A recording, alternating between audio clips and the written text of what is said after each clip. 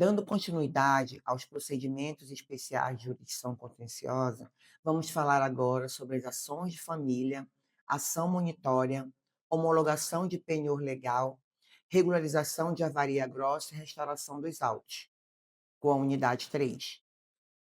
As ações de família. As ações de família são um conjunto de procedimentos especiais de jurisdição contenciosa que possuem um rito adequado e específico, desenhado para lidar com a complexidade e a natureza sensível dos litígios que envolvem o direito de família. O legislador processual priorizou a tentativa da autocomposição, conciliação, mediação, a celeridade e a proteção da intimidade das partes. As ações de família são aquelas que versam sobre relações de direito de família, como divórcio, união estável, guarda, visitação, alimentos, tutela e curatela. O procedimento especial tem como finalidade principal estimular a resolução consensual do conflito e garantir um ambiente processual adequado, sigilo e celeridade para a solução dos problemas familiares antes de se chegar a uma decisão judicial impositiva. Ele está contido no artigo 693 a 699 do Código de Processo Civil. A autocomposição. A etapa mais distinta é a audiência obrigatória de conciliação e mediação, a ser conduzida por um mediador familiar. Somente se não houver acordo nessa audiência é que o prazo para o réu apresentar a contestação se inicia. No rito comum, a citação ela é seguida da contestação e só pode eh, haver audiência após essa audiência de conciliação. Nas ações de família, a regra é citação, audiência de mediação e contestação, se não houver um acordo.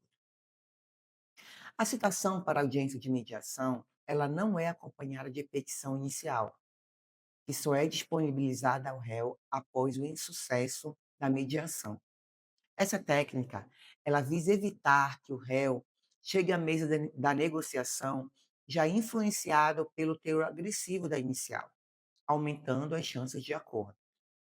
O juiz, ele tem maior poder de dilação probatória e de requisição de intimações, informações, o que é essencial em ações que envolvem questões subjetivas, como a guarda de filhos e capacidade mental. Agora vamos passar para a ação monitória. A ação monitória, ela é também um procedimento de jurisdição contenciosa, né, que visa dar maior celeridade e eficácia à cobrança de dívidas comprovadas por documentos escritos que, por alguma razão, não possuem eficácia de título executivo. Ela permite que o credor, munido de prova escrita, sem força executiva, obtenha rapidamente a constituição de título executivo judicial, uma sentença, se o credor não se defender ou não cumprir o mandato de pagamento expedido pelo juiz. A finalidade primordial é a inversão do ônus processual. O credor, provando a dívida de forma documental, ele não precisa passar por um longo rito de processo de conhecimento para ele discutir a existência da dívida. A ação ela já começa com uma ordem de pagamento, cabendo ao devedor o ônus de desconstituir essa cobrança. Esse procedimento ele está contido no artigo 700 a 712 do CPC. As principais características, ela é contida na prova escrita. O credor ele deve juntar na inicial um documento que demonstre a verossimilhança da dívida. Exemplo, um cheque prescrito, uma duplicata sem aceite, nota promissória prescrita, um e-mail, extratos bancários, contrato de empréstimos não assinados por testemunhas.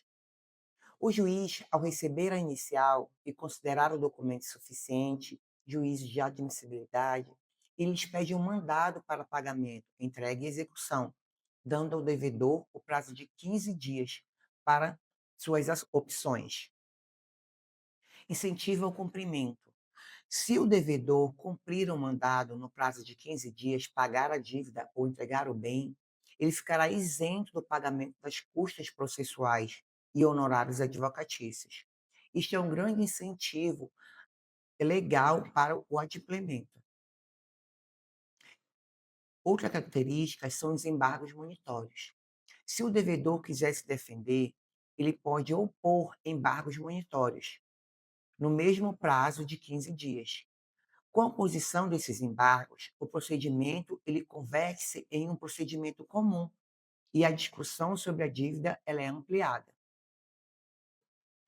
Outra característica é a inércia e título executivo.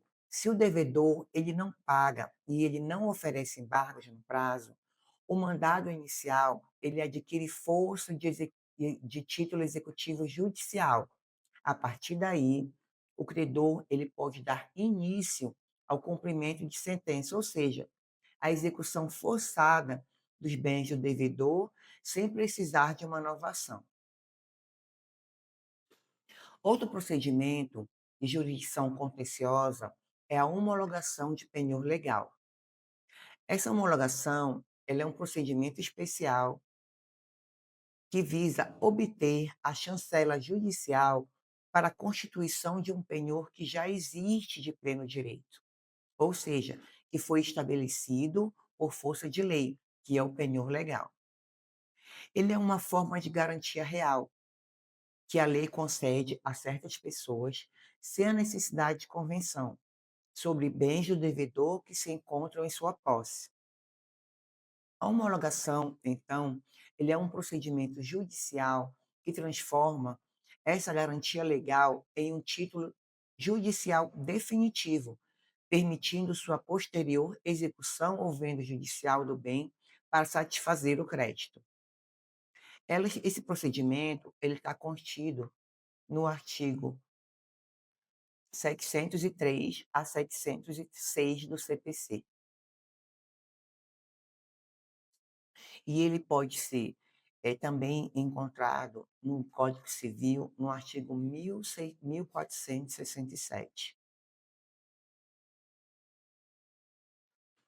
As características principais desse procedimento são a retenção de bens. O procedimento judicial, ele não cria o penhor, ele apenas homologa. O credor ele deve primeiro exercer seu direito de retenção sobre os bens do devedor que se encontram licitamente em sua posse, tomada de posse imediata, conforme previsto no Código Civil. Ele possui também duas fases. A fase de retenção e citação, onde o credor requerente ele pede a homologação e a citação do devedor. O juiz ele pode autorizar a retenção dos bens se não houver sido feita. E a fase de homologação, que é a de contestação. Se o devedor não pagar nem contestar, o juiz homologa o penhor e a garantia se torna definitiva. Se houver contestação, a ação vira contenciosa e o juiz decide sobre a validade do crédito e do penhor. A sentença, ela apenas homologa o penhor legal, que autoriza a venda judicial dos bens dado em garantia, transformando o penhor em um título executivo.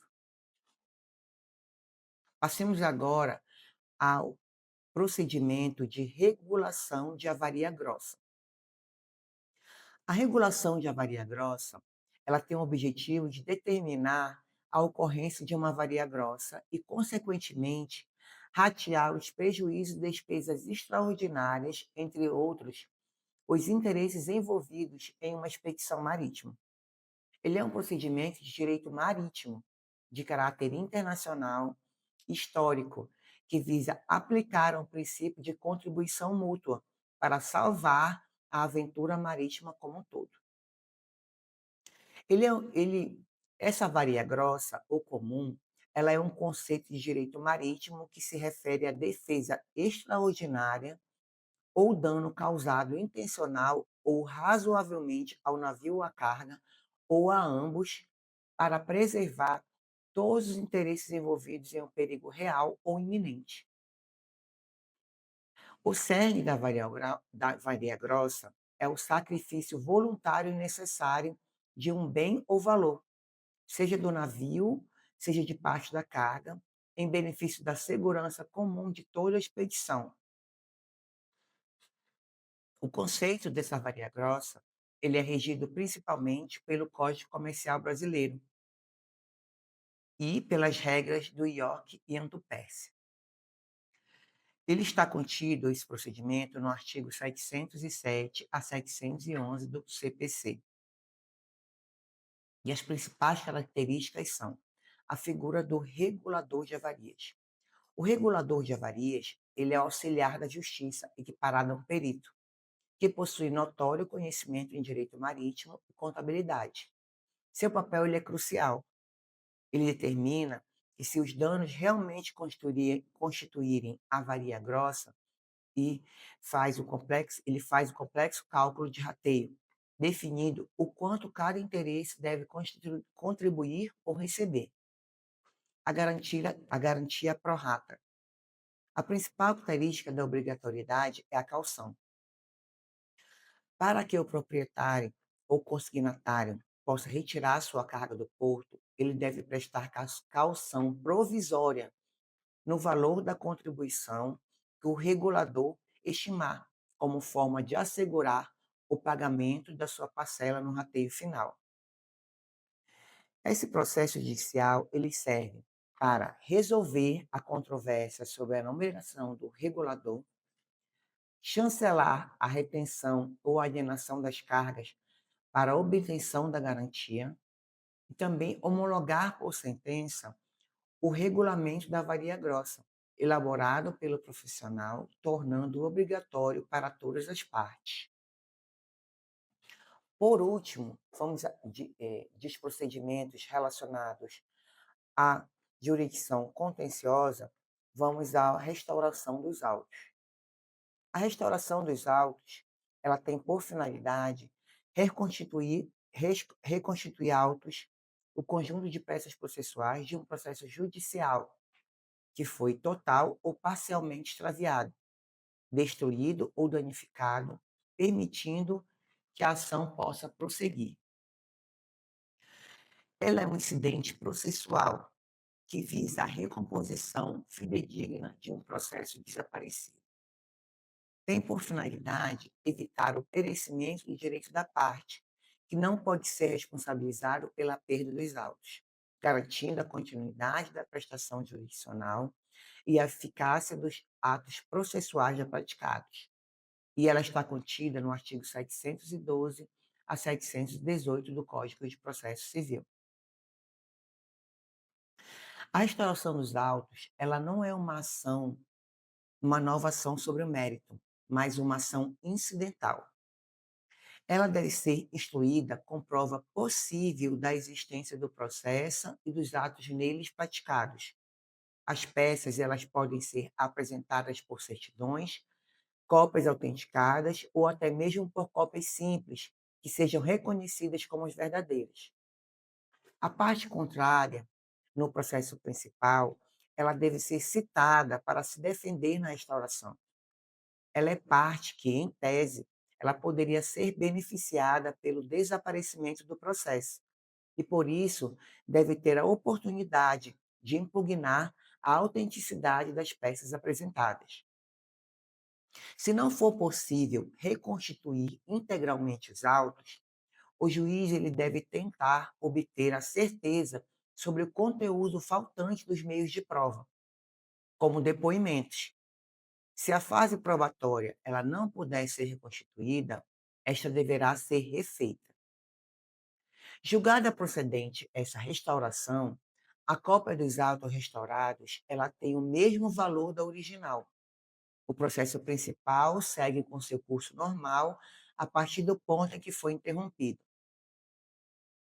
É isso, gente. Chegamos ao final dos procedimentos de jurisdição contenciosa e na próxima aula vamos dar início aos procedimentos de jurisdição voluntária.